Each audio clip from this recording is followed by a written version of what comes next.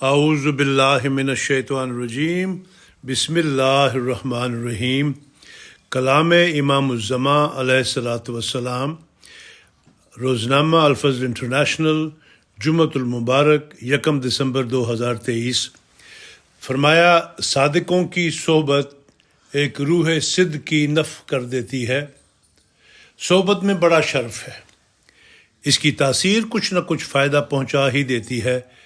کسی کے پاس اگر خوشبو ہو تو پاس والے کو بھی پہنچ ہی جاتی ہے۔ اسی طرح پر صادقوں کی صحبت ایک روح صدق کی نفع کر دیتی ہے۔ میں سچ کہتا ہوں کہ گہری صحبت نبی اور صاحب نبی کو ایک کر دیتی ہے۔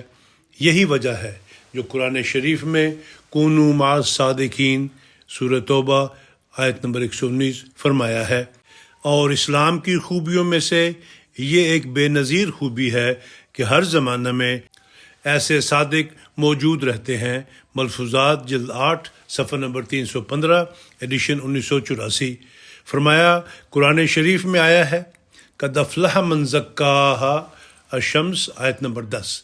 اس نے نجات پائی جس نے اپنے نفس کا تزکیہ کیا۔ تزکیہ نفس کے واسطے صحبت صالحین اور نیکوں کے ساتھ تعلق پیدا کرنا بہت مفید ہے۔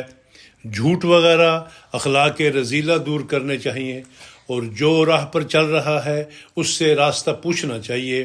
اپنی غلطیوں کو ساتھ ساتھ درست کرنا چاہیے۔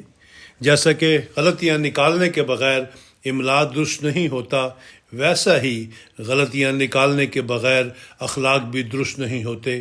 آدمی ایسا جانور ہے کہ اس کا تزکیہ ساتھ ساتھ ہوتا رہے تو سیدھی راہ پر چلتا ہے، ورنہ بہک جاتا ہے۔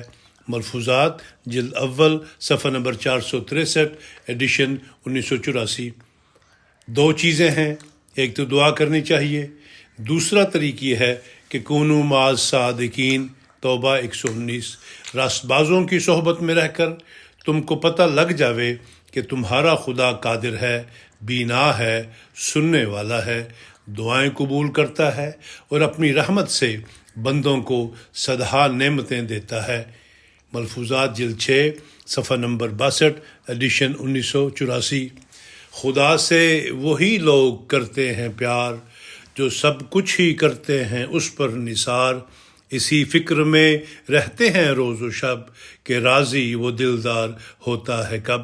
در سمین صفحہ نمبر 16۔